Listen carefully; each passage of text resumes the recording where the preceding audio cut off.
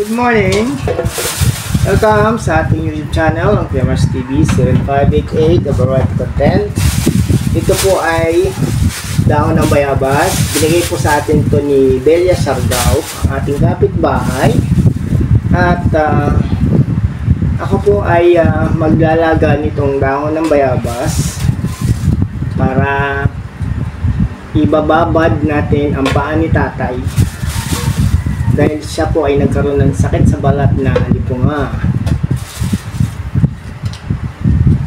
Ito ay dapat aanin ko at papakuluan ko ng 7 dahon ng bayabas at 7 dahon ng guyabano para sa ating uric acid. Pero since si tatay ay merong sakit na lipunga o sakit sa balat niya, si tatay muna unahin natin. Total hindi naman nasumpong yung uric acid natin. So si tatay ang unahin natin na mapagaling.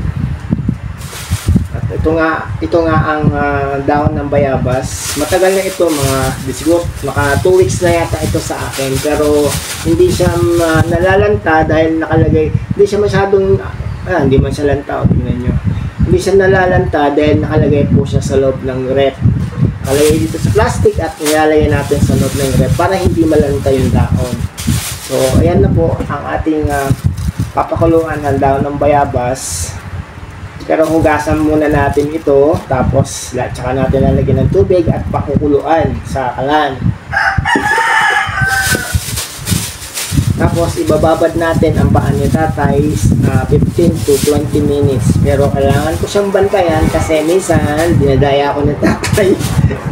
Inaalis niya agad yung paa niya, kaya nangyayari hindi babad yung kanyang paa. So doon tayo sa labas para ilagay natin itong kaldero. Lilinisin mo natin.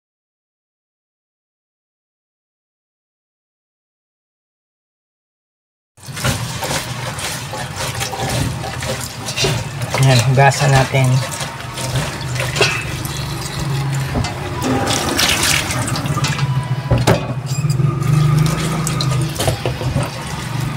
Lagyan natin ng tubig na, tapos pakukuluan. Pero lalagyan din nga pala natin ito ng suka at ng asin.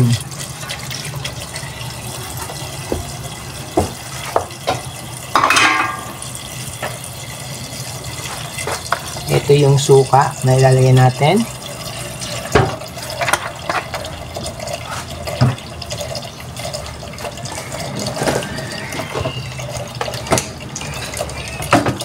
Ayan, ganyan lang, kalahati lang.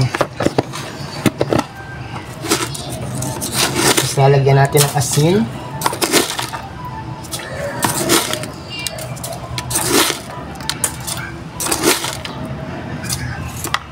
Ayan, 5 kutsara ng asin. Tapos tsaka natin siya pakukuluan. Dito. Yan. Kuluan natin yan. Bubuksan natin yung apoy. Yun. Pakuluan natin. Takpan natin. Tapos balikan na lang natin siya kapag makulo na. Tsaka natin ilalagay sa tawag dito, sa palanggana na may tubig para magiging maligang. Papatayin na natin yan at isasalin natin sa palanggana na lalagyan.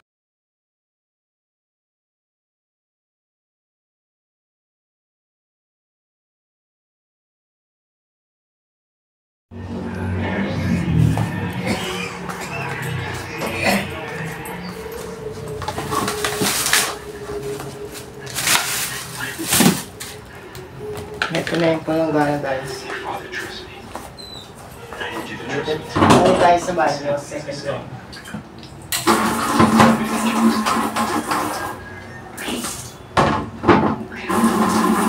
Ito yung bidet.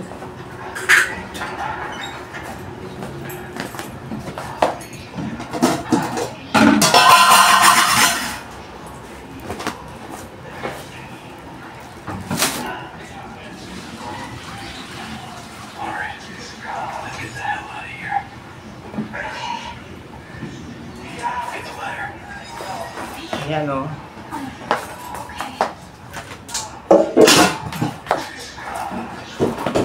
Kita nyo naman yung usok. Yung usok.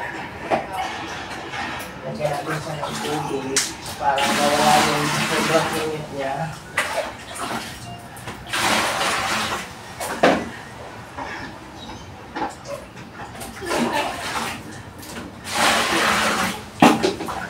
Para maligam-gam lang siya.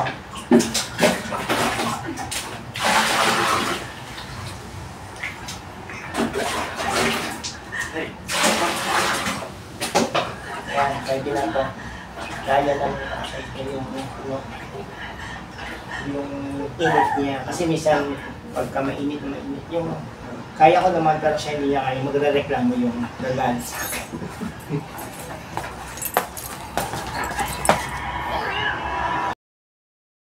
Ay, dyan natin dadalhin yung palanggana.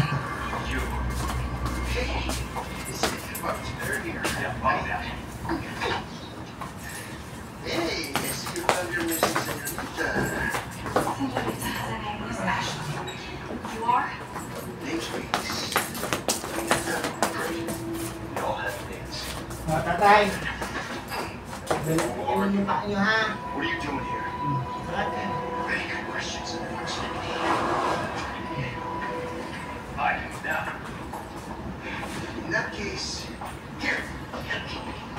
Ash, quick. Orasan natin. Orasan natin na huwag mo munang tatanggalin.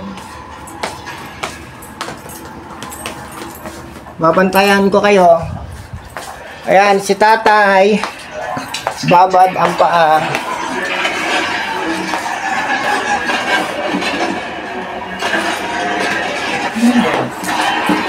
Napakita ko yung ano niya. Oh. Ayan, si tatay ko. Oh, tatay, hello. Kaway kayo, tatay, kaway. Ayaw kumuway. Dito pa si nanay, nakaway eh.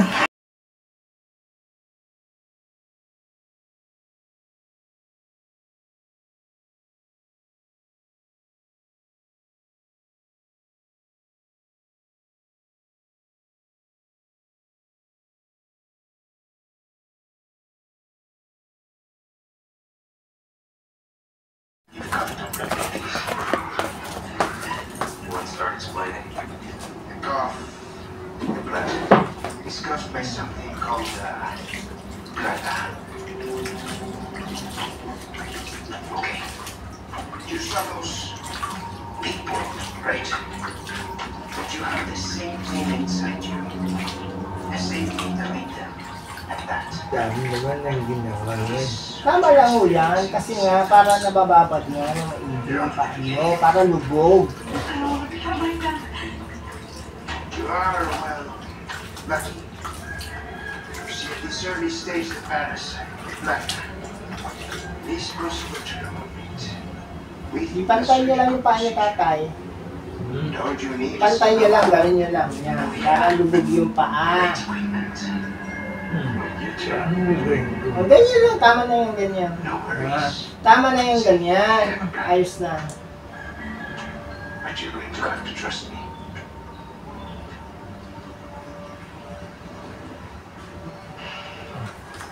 Great, we're partners.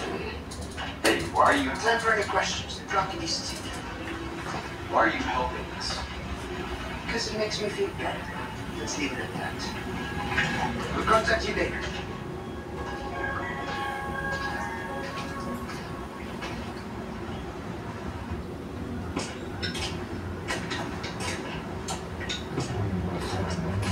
Basta naman sa Hey, got a smoke? I do. The kind you like. Now where's the amber? Ito, pampunas mo. Kamay. Fortunately, it's not done yet. And you should be telling me what a good job I did. Busted my ass and managed to right before I ever got. Which is why I'm still alive. The deal was, we get you out of here when you deliver the amber. No amber, no protection, Luis. Such a stickler for details, huh, Ida? Okay, then. I'll go get it now, but that.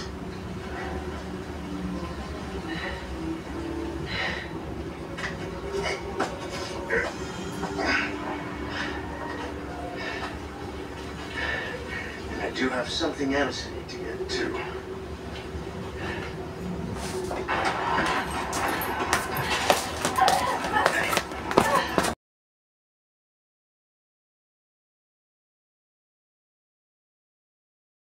Is the iron wheel my master? Yan. He was holding me. Babad ang paa ng tatay. So then, you will comply. Ayan, 4 na minuto na lang tatay. Tsaga-tsaga lang.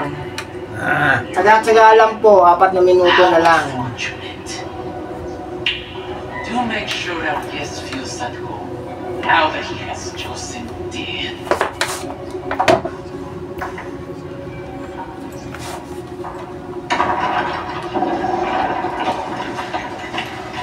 Leon, Just stay close. Kada bilid niya. 2,000 ho ito. 2,000? Oho. Mahal. 2,600. you can stop right there, Leon. Would it make me use this? Would you? Well, after 6 years, that is one hell of a greeting. Ida. You don't seem surprised. Interesting. Babad ang paa ng tatay Not a bad move. sa pinaglagaan ng bayabas. Dahon ng bayabas. Oh, Leon. Ayan si tatay ko. Tatay, smile. Malapit ng birthday nyo, tatay. Next month na, sa susunod na buwan. No matter what. Ayan na, oh. You walk away now. 4 minutes na lang. Maybe Hintay-hintay lang, tatay. Magtsaga-tsaga. Nainip na yan eh. I'll pick you up. Oh, lagay nyo na dito ang paa nyo, tatay. Tapos na. Lagay nyo na dyan. Ha? Lilipat na. Lipat nyo na.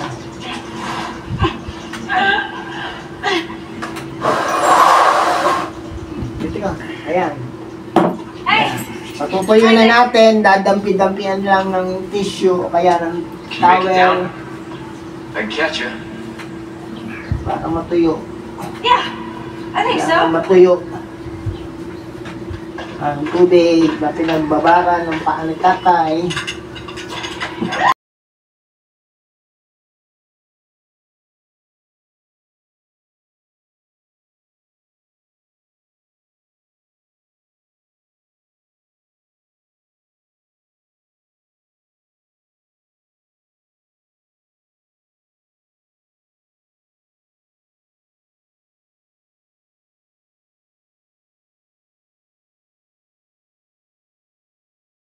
Masakit? What's Ha? become of the amber? Masakit? Sorry, nothing yet. But my little help.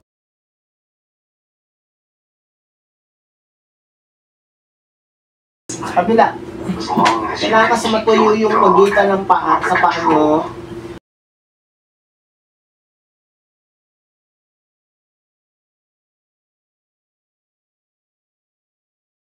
get bit.